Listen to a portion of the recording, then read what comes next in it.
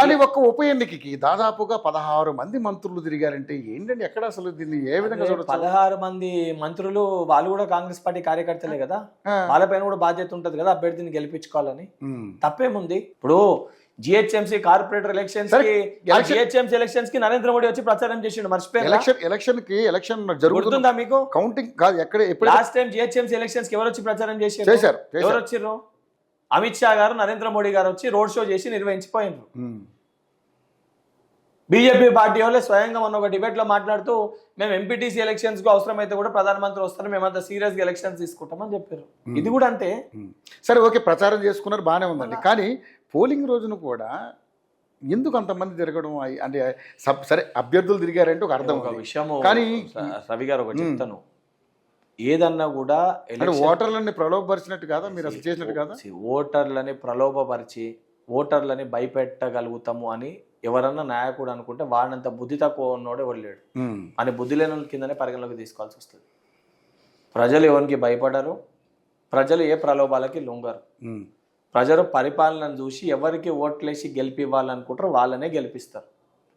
BRS party అన్ని రకాల ప్రలోభాలకి last time general elections లో అన్ని రకాలుగా ప్రయత్నించారు, విపరీతంగా ఇబ్బందులు పెట్టారు, ఎంటైర్ సిస్టమ్ ని వాడుకున్నారు.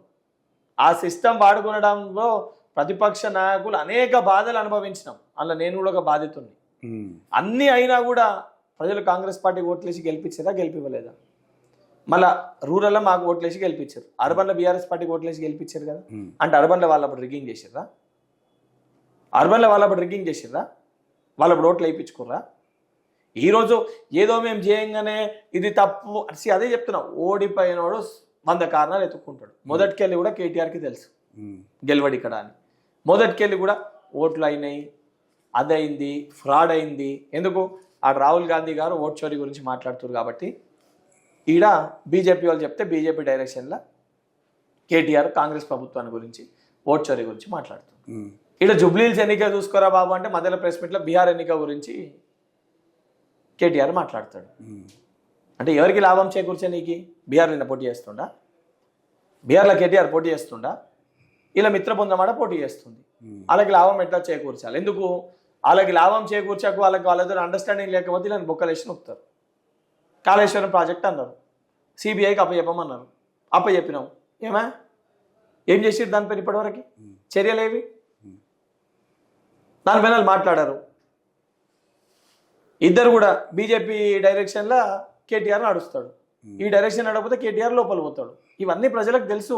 కానీ మీరు కదా ప్రెజర్ చేయాల్సింది, దీని మీద ఏదో ఒకటి తేల్చండి. మీరు కదా ప్రెజర్, ఎందుకంటే ఎలిగేషన్ చేసింది మీరు. కాళేశ్వరంలో జరిగింది, ఫోన్ ట్యాపింగ్ జరిగింది, ఏమంటున్నాను, మేము ఏదైనా చేస్తే కక్షపూరితంగా చేస్తున్నారు మా పైన, మాకు అప్పచెప్పండి, మేము 100% ట్రాన్స్పరెన్సీతో. అది ఎలాగో వస్తుంది, ఆ మాట ఎలాగో వస్తుంది కదా.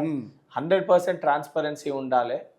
నిజంగానే వీళ్ళు ఇంత చిత్తశుద్ధితో మాట్లాడుతున్నారు కదా అని చెప్పి వాళ్ళు అడగంగానే ఇమీడియట్గా సిబిఐకి మేము కేసుని ట్రాన్స్ఫర్ చేసినాం. ఇచ్చినామా ఇవ్వలేదా? మాకు నమ్మకం లేకుండే సిబిఐ పైన, మేము ఆ కేంద్ర సంస్థల్ని నమ్ముతలేకుండే. కానీ ఇక్కడున్న రాజకీయ పరిస్థితుల దృష్ట్యా, ఇక్కడ ఏదైతే ఉన్న పొలిటికల్ సినారియో ప్రకారంగా వీళ్ళు ఆడుతున్న ఒక డ్రామా, బీజేపీ బీఆర్ఎస్ ఆడుతున్న ఒక డ్రామా ప్రజలకి తెలియాలి వాస్తవాలు ఏందో. ఇలా దొంగతనం ఏంటి ప్రజలకు తెలియాలి. తీర్పు, జైళ్ళు, కోర్టులు ఇవన్నిటికంటే పెద్ద తీర్పు ఏది? ప్రజా తీర్పు. ప్రజలకి వాస్తవాలు తెలిసినాయి అనుకోండి, సరే జైలుకు పోతే 1 సంవత్సరం పోతాడు, 2 సంవత్సరాలు పోతాడు, బయటకు వస్తాడు. కానీ ప్రజలు వీళ్ళు దొంగలు నమ్మిర్రు అనుకో, కంప్లీట్ గా వాళ్ళ పొలిటికల్ కెరియరే క్లోజ్ చేస్తారు. నమ్మకం ఉందా పోనీ మీకు నిజంగా? ఎప్పటికైనా 100% ప్రజలు ఎప్పటికైనా వీళ్ళ మీద కేసులు అవుతాయి. 100% వీళ్ళు కట్టకట్టాలి.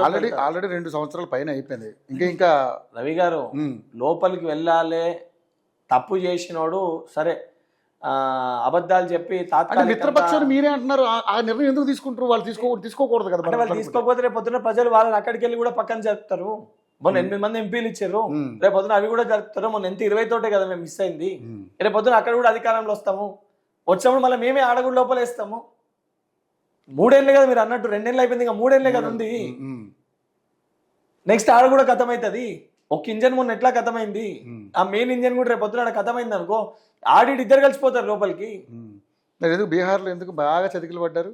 మీకు అదే చెప్తున్నాను, అక్కడ ఉన్న పరిస్థితుల రీత్యా ఆడ ఎందుకు ఎలక్షన్ సంబంధించి మా అలయన్స్ పార్ట్నర్స్ కానివ్వండి, లేదా అక్కడ దానిపైన ఓటర్స్లో నిజంగా 2-3 ఎవిడెన్సెస్ రాహుల్ గాంధీ గారు చూపించిండ్రు, ఆడ ఏమేం ప్రాబ్లమ్స్ అయినాయి, అవన్నిటిపైన కూడా పార్టీ బీసీ నినాదం ఇక్కడ పనిచేసింది కానీ అక్కడ పని చేయలేదా? మీకు అదే అంటున్నా, అక్కడ పార్టీ అక్కడ సిచ్యువేషన్. నేను బీహార్ వెళ్ళలేదు, నేను బీహార్లో ఆడ వాస్తవానికి నేను చూసి ఒక రోజు కూడా ఆడిపోలేదు. ఆడ వాస్తవ పరిస్థితులు ఏమైనా దానిపైన కూడా పోస్ట్ మార్టం అవుతుంది.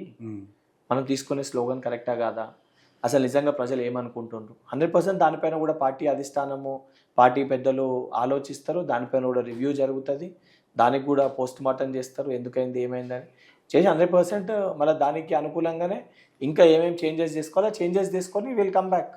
నేను ఏమేమి యాక్సెప్ట్ చేయట్లే అంటలే కదా, వేర్ యాక్సెప్టింగ్. ప్రజలు ఇచ్చిన తీర్పుని ఎవరైనా యాక్సెప్ట్ చేయాల్సిందే.